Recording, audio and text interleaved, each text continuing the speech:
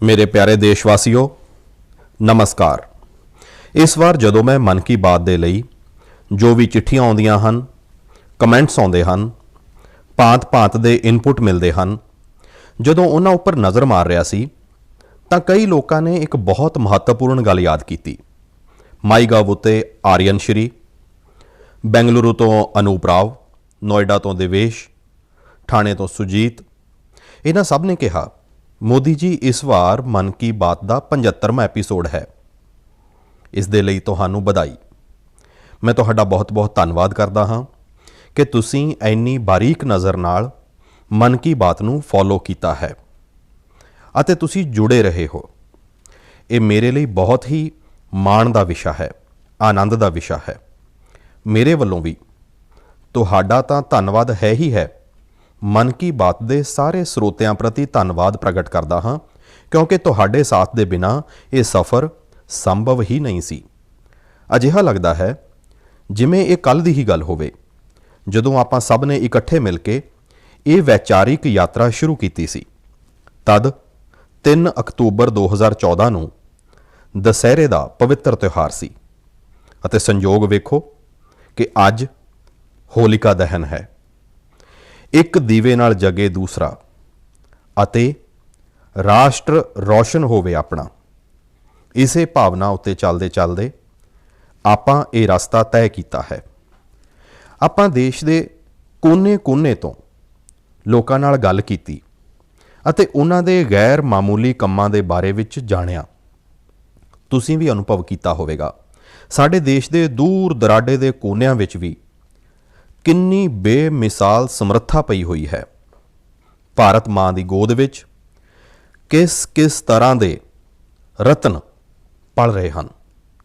ये अपने आप विच भी एक समाज दे प्रति देखण दा, समाज नूं जानण दा, समाज दी समर्था नूं पहचानण दा मेरे लिए तां एक अनोखा अनुभव रहा है।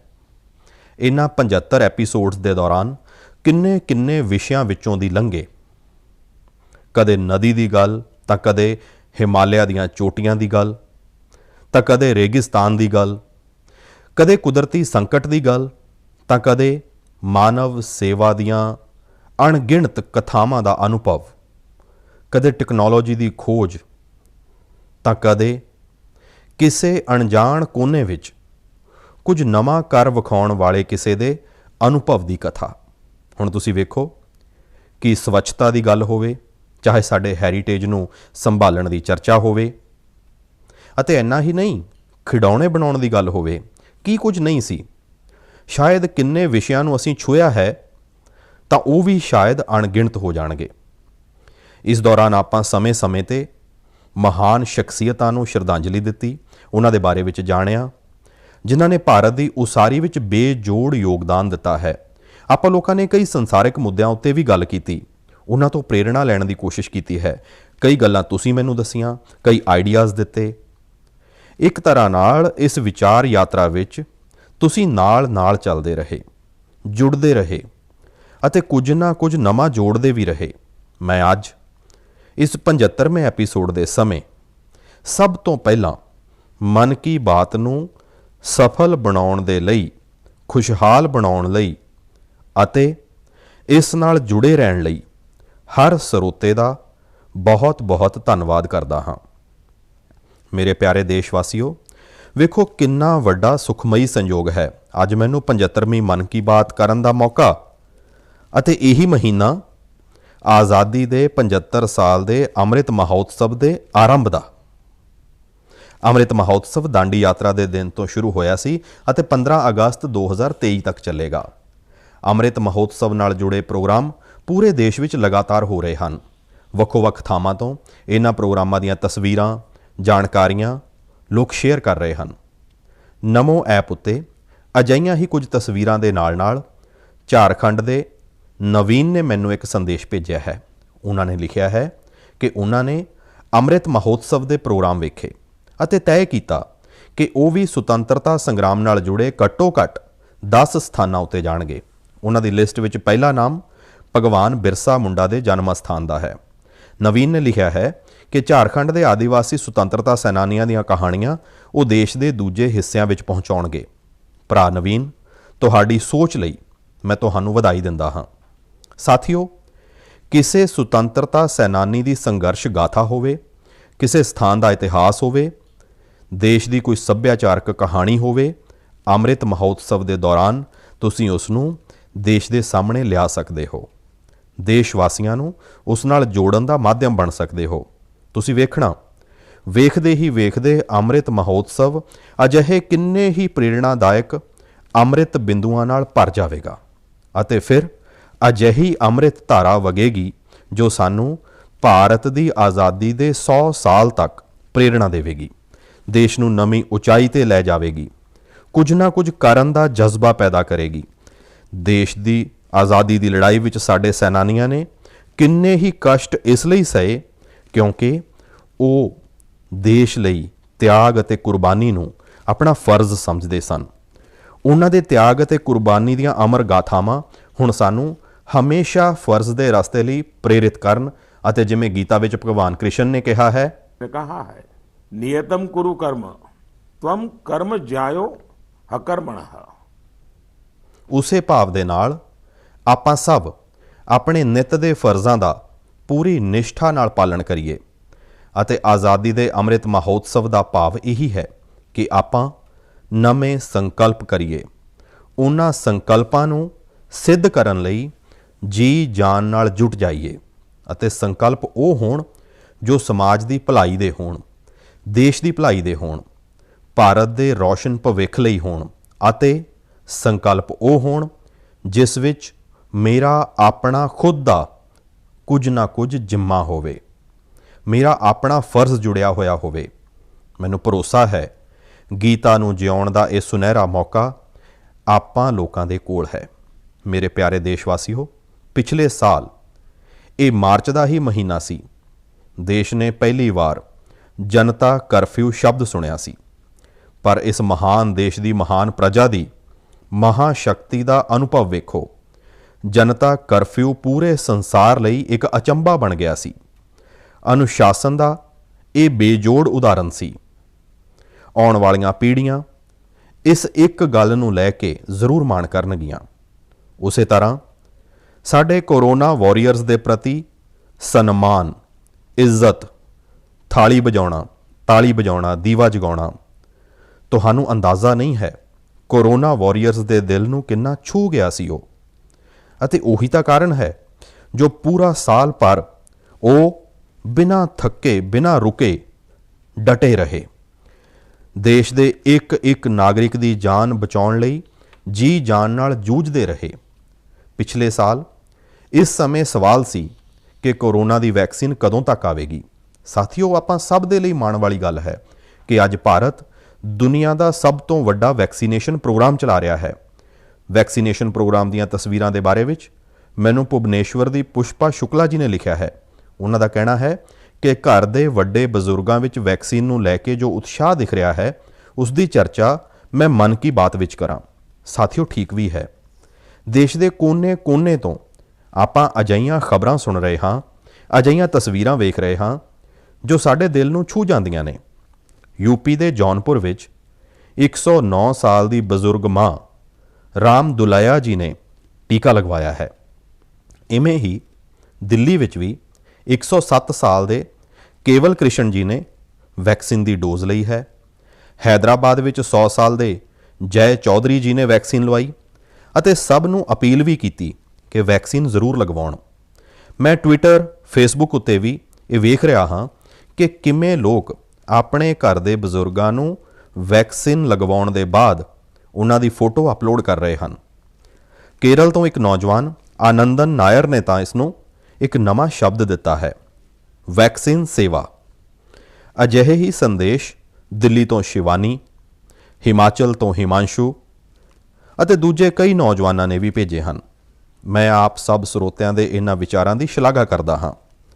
ਇਸ ਸਭ ਦੇ ਦਰਮਿਆਨ ਕੋਰੋਨਾ ਨਾਲ ਲੜਾਈ ਦਾ ਮੰਤਰ ਵੀ ਜ਼ਰੂਰ ਯਾਦ ਰੱਖੋ, ਦਵਾਈ ਵੀ, ਕੜਾਈ ਵੀ। ਅਤੇ ਸਿਰਫ ਮੈਂ ਬੋਲਣਾ ਹੈ ਅਜਿਹਾ ਨਹੀਂ, ਆਪਾਂ ਜੀਣਾ ਵੀ ਹੈ, ਬੋਲਣਾ ਵੀ ਹੈ, ਦੱਸਣਾ ਵੀ ਹੈ। ਅਤੇ ਲੋਕਾਂ ਨੂੰ ਵੀ ਦਵਾਈ ਵੀ ਕੜਾਈ ਵੀ ਇਸ ਦੇ ਲਈ ਵਚਨਬੱਧ ਬਣਾਉਂਦੇ ਰਹਿਣਾ ਹੈ। ਮੇਰੇ ਪਿਆਰੇ ਦੇਸ਼ਵਾਸੀਓ, ਅੱਜ ਮੈਂ ਇੰਦੌਰ ਦੀ ਰਹਿਣ ਵਾਲੀ ਸੌਮਿਆ ਜੀ ਦਾ ਧੰਨਵਾਦ ਕਰਨਾ ਹੈ। ਉਹਨਾਂ ਨੇ ਇੱਕ ਵਿਸ਼ੇ ਦੇ ਬਾਰੇ ਵਿੱਚ ਮੇਰਾ ਧਿਆਨ ਖਿੱਚਿਆ ਹੈ ਅਤੇ ਇਸ ਦਾ ਜ਼ਿਕਰ ਮਨ ਕੀ ਬਾਤ ਵਿੱਚ ਕਰਨ ਲਈ ਕਿਹਾ ਹੈ। ਇਹ ਵਿਸ਼ਾ ਹੈ ਭਾਰਤ ਦੀ ਕ੍ਰਿਕਟਰ ਮਿਤਾਲੀ ਰਾਜ ਜੀ ਦਾ ਨਵਾਂ ਰਿਕਾਰਡ।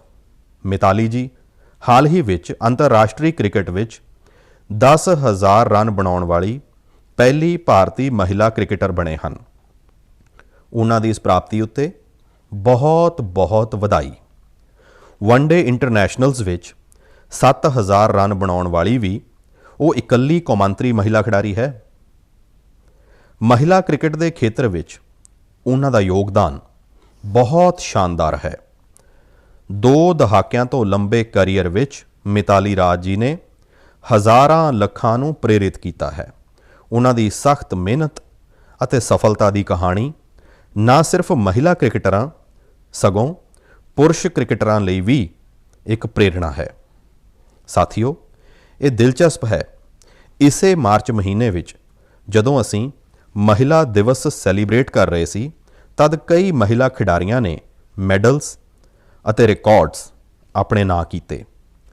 ਦਿੱਲੀ ਵਿੱਚ ਆਯੋਜਿਤ ਸ਼ੂਟਿੰਗ ਵਿੱਚ ISSF ਵਰਲਡ ਕੱਪ ਵਿੱਚ ਭਾਰਤ ਸਿਖਰਲੇ ਸਥਾਨ ਤੇ ਰਿਹਾ। ਗੋਲਡ ਮੈਡਲ ਦੀ ਗਿਣਤੀ ਦੇ ਮਾਮਲੇ ਵਿੱਚ ਵੀ ਭਾਰਤ ਨੇ ਬਾਜ਼ੀ ਮਾਰੀ। ਇਹ ਭਾਰਤ ਦੇ ਮਹਿਲਾ ਅਤੇ ਪੁਰਸ਼ ਨਿਸ਼ਾਨੇਬਾਜ਼ਾਂ ਦੇ ਸ਼ਾਨਦਾਰ ਪ੍ਰਦਰਸ਼ਨ ਦੀ ਵਜ੍ਹਾ ਨਾਲ ਸੰਭਵ ਹੋ ਸਕਿਆ। ਇਸ ਦੌਰਾਨ PV ਸਿੰਧੂ ਜੀ ਨੇ BWF Swiss open super 300 tournament ਵਿੱਚ ਸਿਲਵਰ ਮੈਡਲ ਜਿੱਤਿਆ ਹੈ।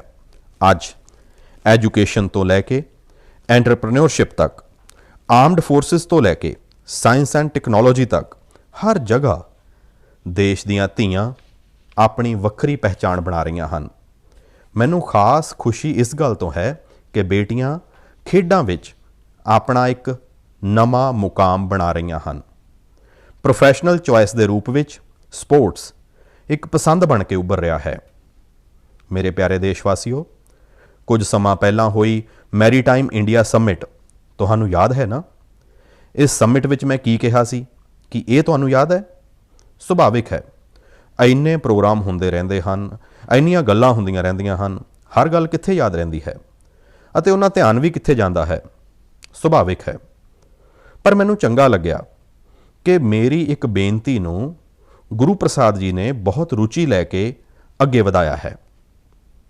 ਮੈਂ ਇਸ ਸਮਿਟ ਵਿੱਚ ਦੇਸ਼ ਦੇ ਲਾਈਟ ਹਾਊਸ ਕੰਪਲੈਕਸਿਸ ਦੇ ਆਲੇ ਦੁਆਲੇ ਟੂਰਿਜ਼ਮ ਫੈਸਿਲਿਟੀਜ਼ ਵਿਕਸਿਤ ਕਰਨ ਦੇ ਬਾਰੇ ਵਿੱਚ ਗੱਲ ਕੀਤੀ ਸੀ। ਗੁਰੂ ਪ੍ਰਸਾਦ ਜੀ ਨੇ ਤਮਿਲਨਾਡੂ ਦੇ 2 ਲਾਈਟ ਹਾਊਸਾਂ ਚੇਨਈ ਲਾਈਟ ਹਾਊਸ ਅਤੇ ਮਹਾਬਲੀਪੁਰਮ ਲਾਈਟ ਹਾਊਸ ਦੀ 2019 ਦੀ ਆਪਣੀ ਯਾਤਰਾ ਦੇ ਅਨੁਭਵਾਂ ਨੂੰ ਸਾਂਝਾ ਕੀਤਾ ਹੈ। ਉਹਨਾਂ ਨੇ ਬਹੁਤ ਹੀ ਰੌਚਕ ਫੈਕਟਸ ਸ਼ੇਅਰ ਕੀਤੇ ਹਨ ਜੋ ਮਨ ਕੀ ਬਾਤ ਸੁਣਨ ਵਾਲਿਆਂ ਨੂੰ ਵੀ ਹੈਰਾਨ ਕਰਨਗੇ। ਜਿਵੇਂ ਚੇਨਈ ਲਾਈਟ ਹਾਊਸ ਦੁਨੀਆ ਦੇ ਉਹਨਾਂ ਚੁਣਿੰਦਾ ਲਾਈਟ ਹਾਊਸ ਵਿੱਚੋਂ ਇੱਕ ਹੈ ਜਿਨ੍ਹਾਂ ਵਿੱਚ ਐਲੀਵੇਟਰ ਮੌਜੂਦ ਹੈ। ਇਹੀ ਨਹੀਂ, ਭਾਰਤ ਦਾ ਇਹ ਇਕਲੌਤਾ ਲਾਈਟ ਹਾਊਸ ਹੈ ਜੋ ਸ਼ਹਿਰ ਦੀ ਸੀਮਾ ਦੇ ਅੰਦਰ ਸਥਿਤ ਹੈ। ਇਸ ਵਿੱਚ ਬਿਜਲੀ ਲਈ ਸੋਲਰ ਪੈਨਲ ਵੀ ਲੱਗੇ ਨੇ। ਗੁਰੂ ਪ੍ਰਸਾਦ ਜੀ ਨੇ ਲਾਈਟ ਹਾਊਸ ਦੇ ਹੈਰੀਟੇਜ ਮਿਊਜ਼ੀਅਮ ਦੇ ਬਾਰੇ ਵਿੱਚ ਵੀ ਗੱਲ ਕੀਤੀ ਹੈ ਜੋ ਮੈਰੀਨ ਨੈਵੀਗੇਸ਼ਨ ਦੇ ਇਤਿਹਾਸ ਨੂੰ ਸਾਹਮਣੇ ਲਿਆਉਂਦਾ ਹੈ।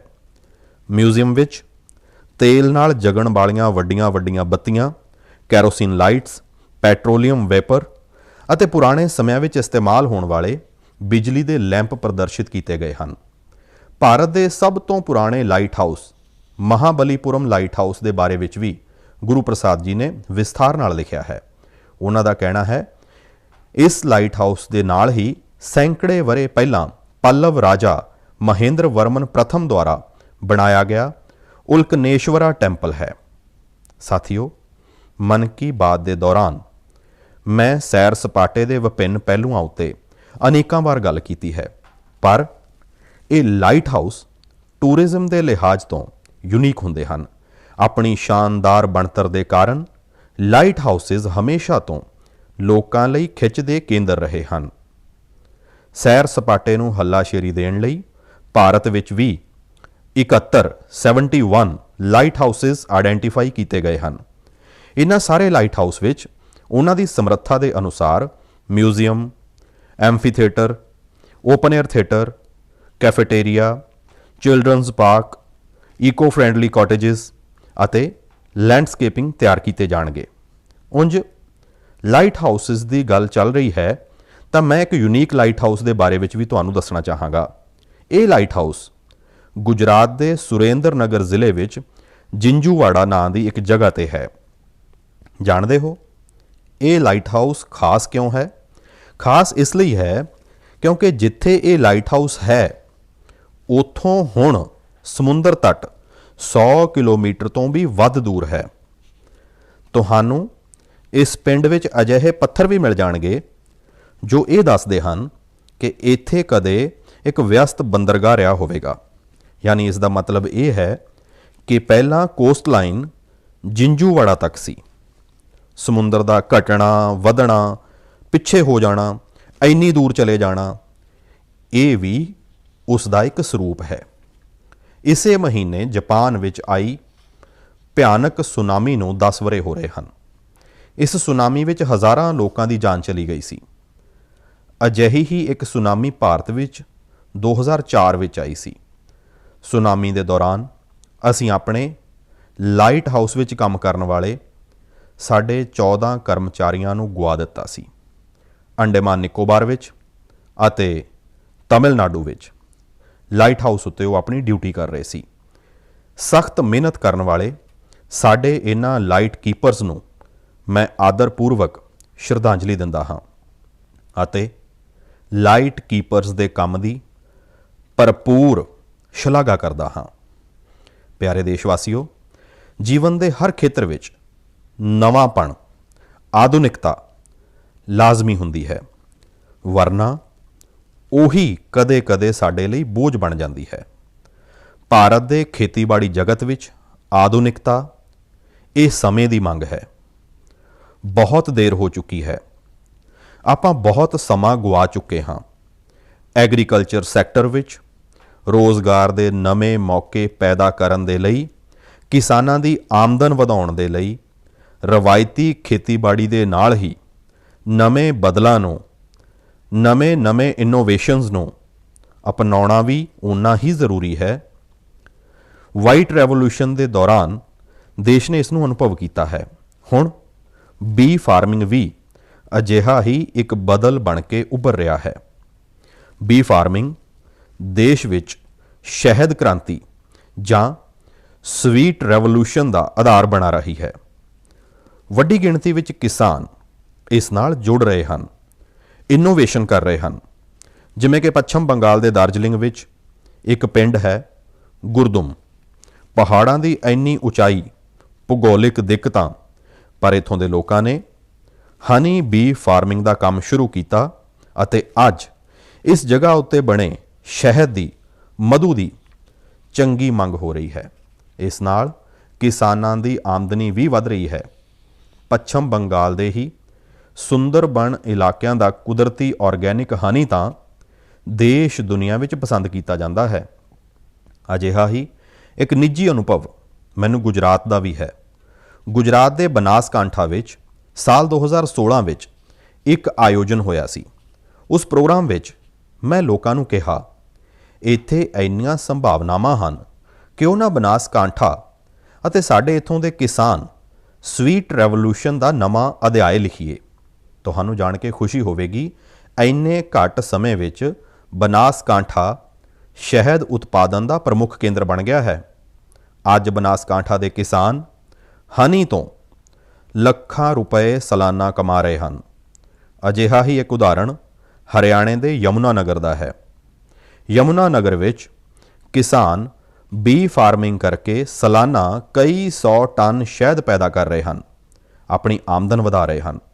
ਕਿਸਾਨਾਂ ਦੀ ਇਸ ਮਿਹਨਤ ਦਾ ਨਤੀਜਾ ਹੈ ਕਿ ਦੇਸ਼ ਵਿੱਚ ਸ਼ਹਿਦ ਦਾ ਉਤਪਾਦਨ ਲਗਾਤਾਰ ਵਧ ਰਿਹਾ ਹੈ ਅਤੇ ਸਾਲਾਨਾ ਕਰੀਬ 1.25 ਲੱਖ ਟਨ ਪਹੁੰਚਿਆ ਹੈ। ਇਸ ਵਿੱਚੋਂ ਵੱਡੀ ਮਾਤਰਾ ਵਿੱਚ ਸ਼ਹਿਦ ਵਿਦੇਸ਼ਾਂ ਵਿੱਚ ਬਰਾਮਦ ਵੀ ਹੋ ਰਿਹਾ ਹੈ।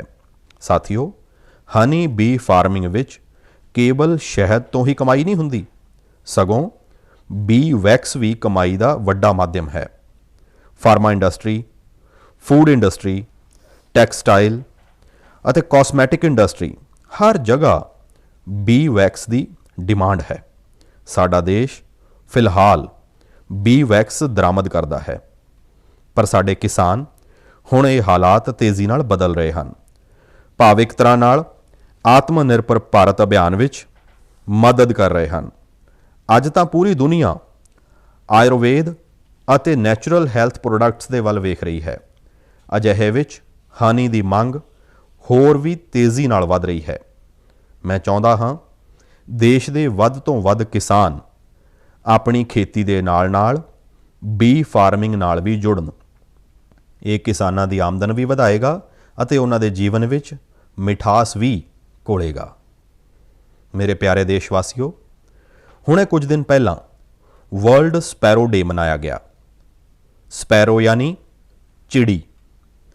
ਕਿਤੇ ਇਸ ਨੂੰ ਚਕਲੀ ਬੋਲਦੇ ਹਨ, ਕਿਤੇ ਚਿਮਨੀ ਬੋਲਦੇ ਹਨ, ਕਿਤੇ ਕਾਣ ਚਿਰਿਕਾ ਕਿਹਾ ਜਾਂਦਾ ਹੈ।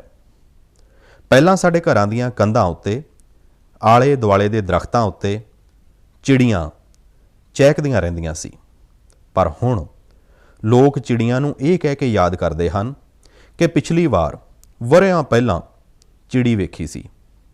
ਅੱਜ ਇਸ ਨੂੰ ਬਚਾਉਣ ਲਈ ਸਾਨੂੰ ਯਤਨ ਕਰਨੇ ਪੈ ਰਹੇ ਹਨ। ਮੇਰੇ ਬਨਾਰਸ ਦੇ ਇੱਕ ਸਾਥੀ ਇੰਦਰਪਾਲ ਸਿੰਘ ਬੱਤਰਾ ਜੀ ਨੇ ਅਜਿਹਾ ਕੰਮ ਕੀਤਾ ਹੈ, ਜਿਸ ਬਾਰੇ ਮੈਂ ਮਨ ਕੀ ਬਾਤ ਦੇ ਸਰੋਤਿਆਂ ਨੂੰ ਜ਼ਰੂਰ ਦੱਸਣਾ ਚਾਹਾਂਗਾ। ਬੱਤਰਾ ਜੀ ਨੇ ਆਪਣੇ ਘਰ ਨੂੰ ਹੀ ਚਿੜੀਆਂ ਦਾ ਆਸ਼ੀਆਨਾ ਬਣਾ ਦਿੱਤਾ ਹੈ। ਇਹਨਾਂ ਨੇ ਆਪਣੇ ਘਰ ਵਿੱਚ ਲੱਕੜ ਦੇ ਅਜਿਹੇ ਆਲਣੇ ਬਣਵਾਏ ਜਿਨ੍ਹਾਂ ਵਿੱਚ ਚਿੜੀਆਂ ਆਸਾਨੀ ਨਾਲ ਰਹਿ ਸਕਣ। ਅੱਜ ਬਨਾਰਸ ਦੇ ਕਈ ਘਰ ਇਸ ਮੁਹਿੰਮ ਨਾਲ ਜੁੜ ਰਹੇ ਹਨ। ਇਸ ਨਾਲ ਇਹਨਾਂ ਘਰਾਂ ਵਿੱਚ ਇੱਕ ਅਨੋਖਾ ਕੁਦਰਤੀ ਮਾਹੌਲ ਵੀ ਬਣ ਗਿਆ ਹੈ। ਮੈਂ ਚਾਹਾਂਗਾ ਕੁਦਰਤ, ਵਾਤਾਵਰਣ, ਪ੍ਰਾਣੀ, ਪੰਛੀ ਜਿਨ੍ਹਾਂ ਦੇ ਲਈ ਵੀ ਬਣ ਸਕੇ, ਘੱਟ ਵੱਧ ਯਤਨ ਸਾਨੂੰ ਵੀ ਕਰਨੇ ਚਾਹੀਦੇ ਹਨ। ਜਿਵੇਂ ਇੱਕ ਸਾਥੀ ਹਨ ਵਿਜੇ ਕੁਮਾਰ ਕਾਬੀ ਜੀ। ਵਿਜੇ ਜੀ ਓਡੀਸ਼ਾ ਦੇ ਕੇਂਦਰਪਾੜਾ ਦੇ ਰਹਿਣ ਵਾਲੇ ਹਨ। ਕੇਂਦਰਪਾੜਾ ਸਮੁੰਦਰ ਦੇ ਕਿਨਾਰੇ ਹੈ, ਇਸ ਲਈ ਇਸ ਜ਼ਿਲ੍ਹੇ ਦੇ ਕਈ ਪਿੰਡ ਅਜਿਹੇ ਹਨ ਜਿਨ੍ਹਾਂ ਉੱਤੇ ਸਮੁੰਦਰ ਦੀਆਂ ਉੱਚੀਆਂ ਲਹਿਰਾਂ ਅਤੇ ਸਾਈਕਲੋਨ ਦਾ ਖਤਰਾ ਰਹਿੰਦਾ ਹੈ। ਇਸ ਨਾਲ ਕਈ ਵਾਰ ਬਹੁਤ ਨੁਕਸਾਨ ਵੀ ਹੁੰਦਾ ਹੈ। ਵਿਜੇ ਜੀ ਨੇ ਮਹਿਸੂਸ ਕੀਤਾ ਕਿ ਜੇਕਰ ਇਸ ਕੁਦਰਤੀ ਤਬਾਹੀ ਨੂੰ ਕੋਈ ਰੋਕ ਸਕਦਾ ਹੈ ਤਾਂ ਉਹ ਕੁਦਰਤ ਹੀ ਰੋਕ ਸਕਦੀ ਹੈ। ਫਿਰ ਕੀ ਸੀ, ਵਿਜੇ ਜੀ ਨੇ ਬੜਾ ਕੋਟ ਪਿੰਡ ਤੋਂ ਆਪਣਾ ਮਿਸ਼ਨ ਸ਼ੁਰੂ ਕੀਤਾ। ਉਹਨਾਂ ਨੇ 12 ਸਾਲ, ਸਾਥੀਓ 12 ਸਾਲ ਮਿਹਨਤ ਕਰਕੇ ਪਿੰਡ ਦੇ ਬਾਹਰ ਸਮੁੰਦਰ ਵਾਲੇ ਪਾਸੇ 25 ਏਕੜ ਦਾ ਮੈਨਗਰੋਵ ਜੰਗਲ ਖੜਾ ਕਰ ਦਿੱਤਾ। ਅੱਜ ਇਹ ਜੰਗਲ ਇਸ ਪਿੰਡ ਦੀ ਸੁਰੱਖਿਆ ਕਰ ਰਿਹਾ ਹੈ। ਅਜਿਹਾ ਹੀ ਕੰਮ ਓਡੀਸ਼ਾ ਦੇ ਹੀ ਪਾਰਾਦੀਪ ਜ਼ਿਲ੍ਹੇ ਵਿੱਚ ਇੱਕ ਇੰਜੀਨੀਅਰ ਅਮਰੇਸ਼ ਸਾਮੰਤ ਜੀ ਨੇ ਕੀਤਾ ਹੈ।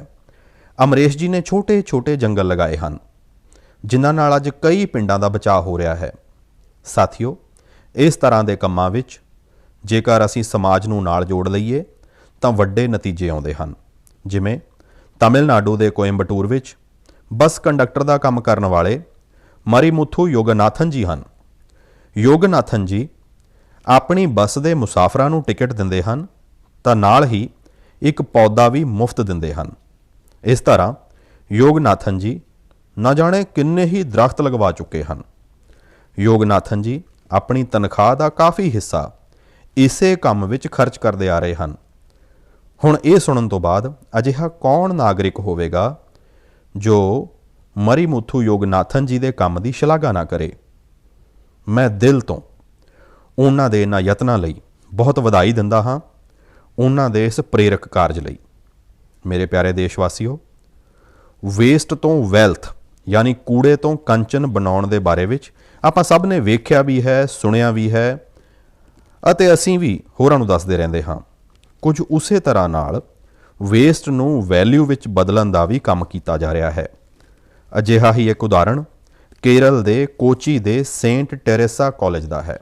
ਮੈਨੂੰ ਅੱਜ ਯਾਦ ਹੈ ਕਿ 2017 ਵਿੱਚ ਮੈਂ ਇਸ ਕਾਲਜ ਦੇ ਕੈਂਪਸ ਵਿੱਚ ਇੱਕ ਬੁੱਕ ਰੀਡਿੰਗ ਤੇ ਆਧਾਰਿਤ ਪ੍ਰੋਗਰਾਮ ਵਿੱਚ ਸ਼ਾਮਲ ਹੋਇਆ ਸੀ।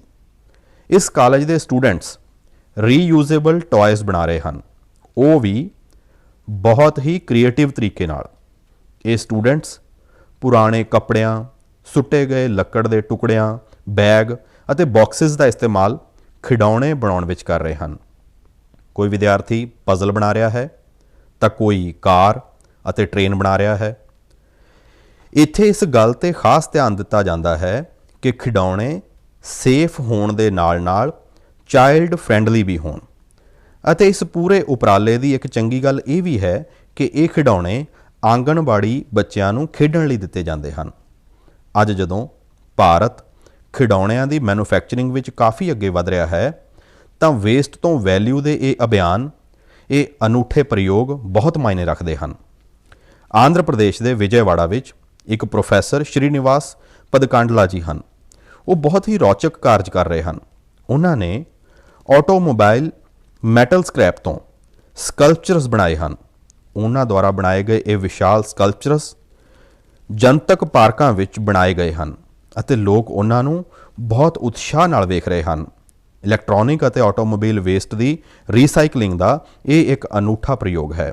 ਮੈਂ ਇੱਕ ਵਾਰ ਫਿਰ ਕੋਚੀ ਅਤੇ ਵਿਜੇਵਾੜਾ ਦੇ ਇਹਨਾਂ ਉਪਰਾਲਿਆਂ ਦੀ ਸ਼ਲਾਘਾ ਕਰਦਾ ਹਾਂ ਅਤੇ ਉਮੀਦ ਕਰਦਾ ਹਾਂ ਕਿ ਹੋਰ ਲੋਕ ਵੀ ਅਜਿਹੇ ਉਪਰਾਲਿਆਂ ਵਿੱਚ ਅੱਗੇ ਆਉਣਗੇ।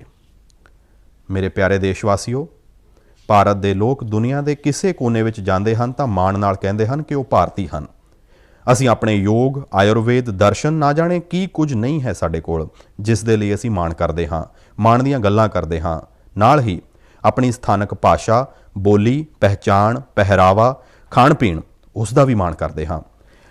ਅਸੀਂ ਨਵਾਂ ਤਾਂ ਪਾਉਣਾ ਹੈ ਅਤੇ ਉਹੀ ਤਾਂ ਜੀਵਨ ਹੁੰਦਾ ਹੈ, ਪਰ ਨਾਲੋਂ ਨਾਲ ਪੁਰਾਤਨ ਗੁਆਉਣਾ ਵੀ ਨਹੀਂ ਹੈ। ਆਪਾਂ ਬਹੁਤ ਮਿਹਨਤ ਦੇ ਨਾਲ ਆਪਣੇ ਆਲੇ ਦੁਆਲੇ ਮੌਜੂਦ ਅਥਾਹ ਸੱਭਿਆਚਾਰਕ ਵਿਰਾਸਤ ਦਾ ਪ੍ਰਚਾਰ ਕਰਨਾ ਹੈ, ਨਵੀਂ ਪੀੜ੍ਹੀ ਤੱਕ ਪਹੁੰਚਾਉਣਾ ਹੈ। ਇਹੀ ਕੰਮ ਅੱਜ ਅਸਮ ਦੇ ਰਹਿਣ ਵਾਲੇ ਸਿਕਾਰੀ ਟਿੱਸੌ ਬਹੁਤ ਹੀ ਲਗਨ ਦੇ ਨਾਲ ਕਰ ਰਹੇ ਹਨ। ਕਾਰਬੀ ਐਂਗਲੋਂਗ ਜ਼ਿਲ੍ਹੇ ਦੇ ਸਿਕਾਰੀ ਟੈਸੋ ਜੀ ਪਿਛਲੇ 20 ਵਰ੍ਹਿਆਂ ਤੋਂ ਕਾਰਬੀ ਭਾਸ਼ਾ ਦਾ ਡਾਕੂਮੈਂਟੇਸ਼ਨ ਕਰ ਰਹੇ ਹਨ। ਕਿਸੇ ਜ਼ਮਾਨੇ ਵਿੱਚ, ਕਿਸੇ ਯੁੱਗ ਵਿੱਚ ਕਾਰਬੀ ਆਦੀਵਾਸੀ ਭਰਾ ਭੈਣਾਂ ਦੀ ਭਾਸ਼ਾ ਕਾਰਬੀ ਅੱਜ ਮੁੱਖ ਧਾਰਾ ਵਿੱਚੋਂ ਗਾਇਬ ਹੋ ਰਹੀ ਹੈ। ਸ਼੍ਰੀਮਾਨ ਸਿਕਾਰੀ ਟੈਸੋ ਜੀ ਨੇ ਤੈਅ ਕੀਤਾ ਕਿ ਆਪਣੀ ਇਸ ਪਹਿਚਾਣ ਨੂੰ ਉਹ ਬਚਾਉਣਗੇ ਅਤੇ ਅੱਜ ਉਹਨਾਂ ਦੇ ਯਤਨਾਂ ਨਾਲ ਕਾਰਬੀ ਭਾਸ਼ਾ ਕਾਫੀ ਜਾਣਕਾਰੀ ਡਾਕੂਮੈਂਟਡ ਹੋ ਗਈ ਹੈ। ਉਹਨਾਂ ਨੂੰ ਆਪਣੇ ਇਹਨਾਂ ਯਤਨਾਂ ਲਈ ਕਈ ਜਗ੍ਹਾ ਸ਼ਲਾਘਾ ਵੀ ਮਿਲੀ ਅਤੇ ਅਵਾਰਡ ਵੀ ਮਿਲੇ ਹਨ। ਮਨ ਕੀ ਬਾਤ ਦੇ ਰਾਹੀਂ ਸ਼੍ਰੀਮਾਨ ਸਿਕਾਰੀ ਟਿੱਸੌ ਜੀ ਨੂੰ ਮੈਂ ਤਾਂ ਵਧਾਈ ਦਿੰਦਾ ਹੀ ਹਾਂ, ਪਰ ਦੇਸ਼ ਦੇ ਕਈ ਕੋਨਿਆਂ ਵਿੱਚ ਇਸ ਤਰ੍ਹਾਂ ਦੇ ਕਈ ਸਾਧਕ ਹੋਣਗੇ ਜੋ ਇੱਕ ਕੰਮ ਨੂੰ ਲੈ ਕੇ ਖਪਦੇ ਰਹਿੰਦੇ ਹੋਣਗੇ। ਮੈਂ ਉਹਨਾਂ ਸਭ ਨੂੰ ਵੀ ਵਧਾਈ ਦਿੰਦਾ ਹਾਂ। ਮੇਰੇ ਪਿਆਰੇ ਦੇਸ਼ਵਾਸੀਓ, ਕੋਈ ਵੀ ਨਵੀਂ ਸ਼ੁਰੂਆਤ ਭਾਵ ਨਿਊ ਬਿਗਨਿੰਗ ਹਮੇਸ਼ਾ ਬਹੁਤ ਖਾਸ ਹੁੰਦੀ ਹੈ। ਨਿਊ ਬਿਗਨਿੰਗ ਦਾ ਮਤਲਬ ਹੁੰਦਾ ਹੈ ਨਿਊ ਪੋਸੀਬਿਲਿਟੀਜ਼, ਨਵੇਂ ਯਤਨ, ਅਤੇ ਨਵੇਂ ਯਤਨਾਂ ਦਾ ਮਤਲਬ ਹੈ ਨਵੀਂ ਊਰਜਾ ਅਤੇ ਨਵਾਂ ਜੋਸ਼। ਇਹੀ ਕਾਰਨ ਹੈ ਕਿ ਵੱਖ-ਵੱਖ ਰਾਜਾਂ ਅਤੇ ਖੇਤਰਾਂ ਵਿੱਚ ਅਤੇ ਵਿਭਿੰਨਤਾ ਨਾਲ ਭਰੀ ਸਾਡੀ ਸੰਸਕ੍ਰਿਤੀ ਵਿੱਚ ਕਿਸੇ ਵੀ ਸ਼ੁਰੂਆਤ ਨੂੰ ਉਤਸਵ ਦੇ ਤੌਰ ਉੱਤੇ ਮਨਾਉਣ ਦੀ ਰਵਾਇਤ ਰਹੀ ਹੈ ਅਤੇ ਇਹ ਸਮਾਂ ਨਵੀਂ ਸ਼ੁਰੂਆਤ ਅਤੇ ਨਵੇਂ ਉਤਸਵਾਂ ਦੇ ਆਗਮਨ ਦਾ ਹੈ। ਹੋਲੀ ਵੀ ਤਾਂ ਬਸੰਤ ਨੂੰ ਉਤਸਵ ਦੇ ਤੌਰ ਉੱਤੇ ਹੀ ਮਨਾਉਣ ਦੀ ਇੱਕ ਪਰੰਪਰਾ ਹੈ। ਜਿਸ ਸਮੇਂ ਅਸੀਂ ਰੰਗਾਂ ਦੇ ਨਾਲ ਹੋਲੀ ਮਨਾ ਰਹੇ ਹੁੰਦੇ ਹਾਂ, ਉਸੇ ਸਮੇਂ ਬਸੰਤ ਵੀ ਸਾਡੇ ਚਾਰੇ ਪਾਸੇ ਨਵੇਂ ਰੰਗ ਖਿਲਾਰ ਰਹੀ ਹੁੰਦੀ ਹੈ। ਇਸੇ ਸਮੇਂ ਫੁੱਲਾਂ ਦਾ ਖਿੜਨਾ ਸ਼ੁਰੂ ਹੁੰਦਾ ਹੈ ਅਤੇ ਕੁਦਰਤ ਜੀਵੰਤ ਹੋ ਉੱਠਦੀ ਹੈ। ਦੇਸ਼ ਦੇ ਵੱਖੋ ਵੱਖਰੇ ਖੇਤਰਾਂ ਵਿੱਚ ਛੇਤੀ ਹੀ ਨਵਾਂ ਸਾਲ ਵੀ ਮਨਾਇਆ ਜਾਵੇਗਾ, ਚਾਹੇ ਉਗਾਦੀ ਹੋਵੇ ਜਾਂ ਪੁਥੰਡੂ, ਗੁੜੀ ਪੜਵਾ ਹੋਵੇ ਜਾਂ ਬੀਹੂ, ਨਵਰੇਹ ਹੋਵੇ ਜਾਂ ਪੋਇਲਾ, ਜਾਂ ਫਿਰ ਬੋਈਸ਼ਾਖ ਹੋਵੇ ਜਾਂ ਵਿਸਾਖੀ। ਪੂਰਾ ਦੇਸ਼ ਉਮੰਗ, ਉਤਸ਼ਾਹ ਅਤੇ ਨਵੀਆਂ ਉਮੀਦਾਂ ਦੇ ਰੰਗ ਵਿੱਚ ਸਰਾਬੋਰ ਦਿਖੇਗਾ। ਇਸੇ ਸਮੇਂ ਕੇਰਲ ਵੀ ਖੂਬਸੂਰਤ ਤਿਉਹਾਰ ਵਿਸ਼ੂ ਮਨਾਉਂਦਾ ਹੈ। ਇਸ ਤੋਂ ਬਾਅਦ ਛੇਤੀ ਹੀ ਚੇਤ ਦੇ ਨਰਾਤਿਆਂ ਦਾ ਪਵਿੱਤਰ ਮੌਕਾ ਵੀ ਆ ਜਾਏਗਾ। ਚੇਤ ਮਹੀਨੇ ਦੇ 9ਵੇਂ ਦਿਨ ਆਪਣੇ ਇੱਥੇ ਰਾਮ ਨੌਮੀ ਦਾ ਤਿਉਹਾਰ ਹੁੰਦਾ ਹੈ। ਇਸ ਨੂੰ ਭਗਵਾਨ ਰਾਮ ਦੇ ਜਨਮ ਉਤਸਵ ਦੇ ਨਾਲ ਹੀ ਨਿਆਂ ਅਤੇ ਬਹਾਦਰੀ ਦੇ ਇੱਕ ਨਵੇਂ ਯੁੱਗ ਦੀ ਸ਼ੁਰੂਆਤ ਦੇ ਰੂਪ ਵਿੱਚ ਵੀ ਮਨਾਇਆ ਜਾਂਦਾ ਹੈ। ਇਸ ਦੌਰਾਨ ਚਾਰੇ ਪਾਸੇ ਧੂਮਧਾਮ ਦੇ ਨਾਲ ਹੀ ਭਗਤੀ ਭਾਵ ਨਾਲ ਭਰਿਆ ਮਾਹੌਲ ਹੁੰਦਾ ਹੈ ਜੋ ਲੋਕਾਂ ਨੂੰ ਹੋਰ ਨੇੜੇ ਲਿਆਉਂਦਾ ਹੈ, ਉਹਨਾਂ ਨੂੰ ਪਰਿਵਾਰ ਅਤੇ ਸਮਾਜ ਨਾਲ ਜੋੜਦਾ ਹੈ, ਆਪਸੀ ਸਬੰਧਾਂ ਨੂੰ ਮਜ਼ਬੂਤ ਕਰਦਾ ਹੈ। ਇਹਨਾਂ ਤਿਉਹਾਰਾਂ ਦੇ ਮੌਕੇ ਤੇ ਮੈਂ ਸਾਰੇ ਦੇਸ਼ ਵਾਸੀਆਂ ਨੂੰ ਸ਼ੁਭ ਕਾਮਨਾਵਾਂ ਦਿੰਦਾ ਹਾਂ। ਸਾਥੀਓ, ਇਸ ਦੌਰਾਨ 4 ਅਪ੍ਰੈਲ ਨੂੰ ਦੇਸ਼ ਈਸਟਰ ਵੀ ਮਨਾਏਗਾ। ਜੀਸਸ ਕ੍ਰਾਈਸਟ ਦੇ ਪੁਨਰ ਜੀਵਨ ਦੇ ਉਤਸਵ ਦੇ ਰੂਪ ਵਿੱਚ ਈਸਟਰ ਦਾ ਤਿਉਹਾਰ ਮਨਾਇਆ ਜਾਂਦਾ ਹੈ। ਪ੍ਰਤੀਕਾਤਮਕ ਰੂਪ ਨਾਲ ਕਹੀਏ ਤਾਂ ਈਸਟਰ ਜੀਵਨ ਦੀ ਨਵੀਂ ਸ਼ੁਰੂਆਤ ਨਾਲ ਜੁੜਿਆ ਹੈ। ਈਸਟਰ ਉਮੀਦਾਂ ਦੇ ਮੁੜ ਸੁਰਜੀਤ ਹੋਣ ਦਾ ਪ੍ਰਤੀਕ ਹੈ। On this holy and auspicious occasion, I greet not only the Christian community in India, but also Christians globally. ਮੇਰੇ ਪਿਆਰੇ ਦੇਸ਼ ਵਾਸੀਓ, ਅੱਜ ਮਨ ਕੀ ਬਾਤ ਵਿੱਚ ਅਸੀਂ ਅੰਮ੍ਰਿਤ ਮਹੋਤਸਵ ਅਤੇ ਦੇਸ਼ ਲਈ ਆਪਣੇ ਫਰਜ਼ਾਂ ਦੀ ਗੱਲ ਕੀਤੀ। ਅਸੀਂ ਹੋਰ ਪਰਵਾਂ ਅਤੇ ਤਿਉਹਾਰਾਂ ਉੱਤੇ ਵੀ ਚਰਚਾ ਕੀਤੀ। ਇਸੇ ਦਰਮਿਆਨ ਇੱਕ ਹੋਰ ਤਿਉਹਾਰ ਆਉਣ ਵਾਲਾ ਹੈ ਜੋ ਸਾਡੇ ਸੰਵਿਧਾਨਕ ਹੱਕਾਂ ਅਤੇ ਫਰਜ਼ਾਂ ਦੀ ਯਾਦ ਦਿਵਾਉਂਦਾ ਹੈ। ਉਹ ਹੈ 14 ਅਪ੍ਰੈਲ ਡਾਕਟਰ ਬਾਬਾ ਸਾਹਿਬ ਅੰਬੇਡਕਰ ਜੀ ਦੀ ਜਨਮ ਜਯੰਤੀ। ਇਸ ਵਾਰ ਅੰਮ੍ਰਿਤ ਮਹੋਤਸਵ ਵਿੱਚ ਤਾਂ ਇਹ ਮੌਕਾ ਹੋਰ ਵੀ ਖਾਸ ਬਣ ਗਿਆ ਹੈ। ਮੈਨੂੰ ਭਰੋਸਾ ਹੈ ਬਾਬਾ ਸਾਹਿਬ ਦੀ ਇਸ ਜਨਮ ਜਯੰਤੀ ਨੂੰ ਆਪਾਂ ਜ਼ਰੂਰ ਯਾਦਗਾਰ ਬਣਾਵਾਂਗੇ, ਆਪਣੇ ਫਰਜ਼ਾਂ ਦਾ ਸੰਕਲਪ ਲੈ ਕੇ ਉਹਨਾਂ ਨੂੰ ਸ਼ਰਧਾਂਜਲੀ ਦੇਵਾਂਗੇ। ਇਸੇ ਭਰੋਸੇ ਦੇ ਨਾਲ ਆਪ ਸਭ ਨੂੰ ਪਰਵ ਤਿਉਹਾਰਾਂ ਦੀਆਂ ਇੱਕ ਵਾਰ ਫਿਰ ਸ਼ੁਭ ਕਾਮਨਾਵਾਂ। ਆਪ ਸਭ ਖੁਸ਼ ਰਹੋ, ਤੰਦਰੁਸਤ ਰਹੋ ਅਤੇ ਖੂਬ ਖੁਸ਼ੀਆਂ ਮਨਾਓ। ਇਸੇ ਕਾਮਨਾ ਦੇ ਨਾਲ ਫਿਰ ਤੋਂ ਯਾਦ ਕਰਾਉਂਦਾ ਹਾਂ, ਦਵਾਈ ਵੀ ਕੜਾਈ ਵੀ। ਬਹੁਤ ਬਹੁਤ ਧੰਨਵਾਦ।